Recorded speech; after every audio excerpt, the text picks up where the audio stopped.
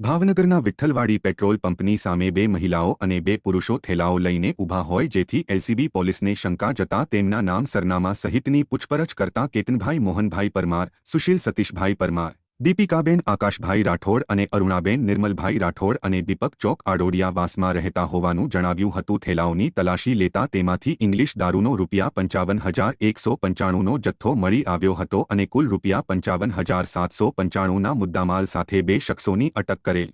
જ્યારે રાત્રિનો સમય હોવાથી મહિલાઓને સવારે પોલીસ સ્ટેશનમાં હાજર થવાનું કહ્યું હતું અને એલસીબી પોલીસે નિલમબાગ પોલીસ સ્ટેશનમાં ગુનો નોંધાવી આગળની કાર્યવાહી હાથ ધરવામાં આવી હતી।